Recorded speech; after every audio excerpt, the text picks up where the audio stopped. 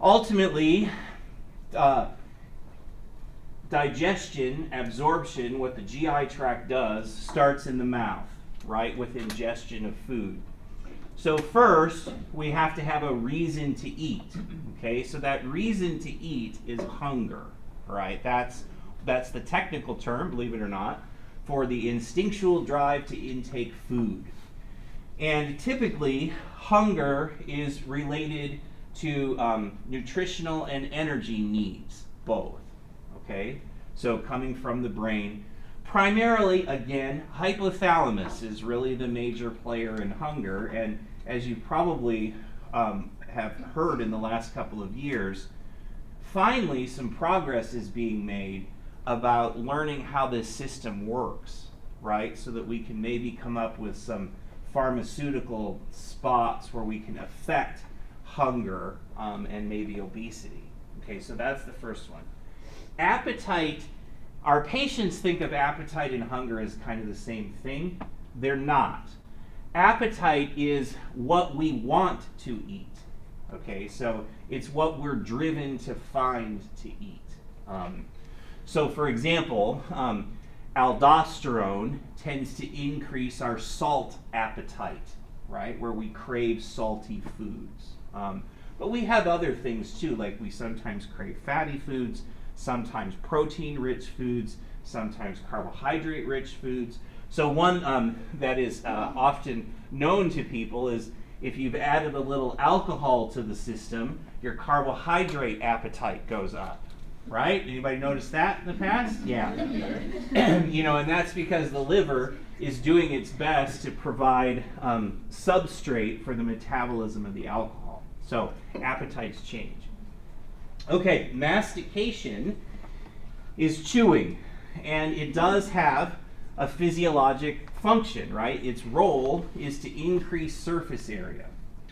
In the end, our digestive enzymes are going to attack the molecules in the food from the surface. So the more surface we have, the more efficient that's going to happen.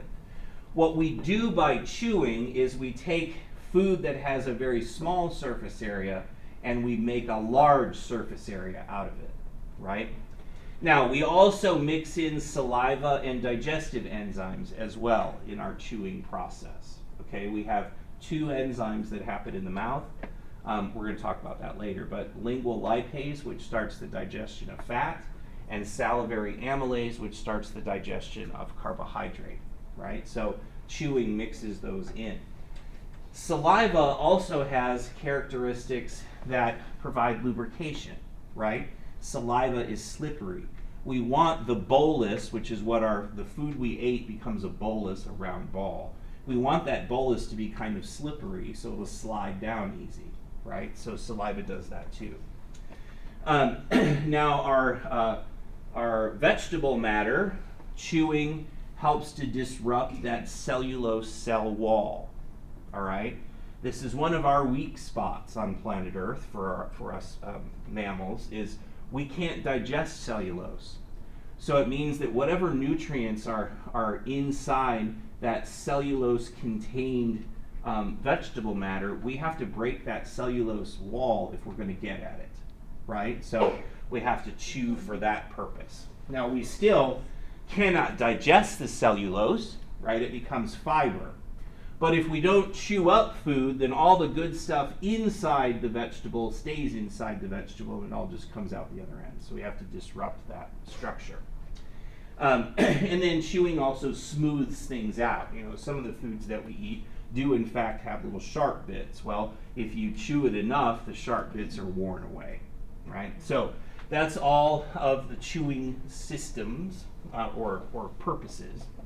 We get two sets of teeth as human beings, and we have more teeth as an adult than we do as a child because our mouths are bigger, right? So as the skull gets larger, you can really see it in kids who are like 7, 8. It's like their teeth are too small for their head, right? So that's baby teeth or primary dentition versus secondary dentition. The top two are the same, so you have 4 central incisors, 4 lateral incisors on the top and the bottom, right? in the primary, you have 4 cuspids, 8 molars, secondary, 8 premolars, 12 molars. That includes the wisdom teeth, right? So 8 without those. Now, you are not dental students, nor is this a dental class. I don't need you to memorize all the teeth, okay? Because quite honestly, the way we handle this as practitioners is if there's a teeth problem, we find our friendly neighborhood dentist, right? And send the patient there. But teeth are important. They're remarkable. You know, teeth are, that's the strongest thing in the body. Considering the environment they live in, it is very surprising that teeth live as long as we do. But it's part of the reason why dentists are, driving nice cars, is because teeth do break down, and when they do, they become a huge problem, right? So, dentition.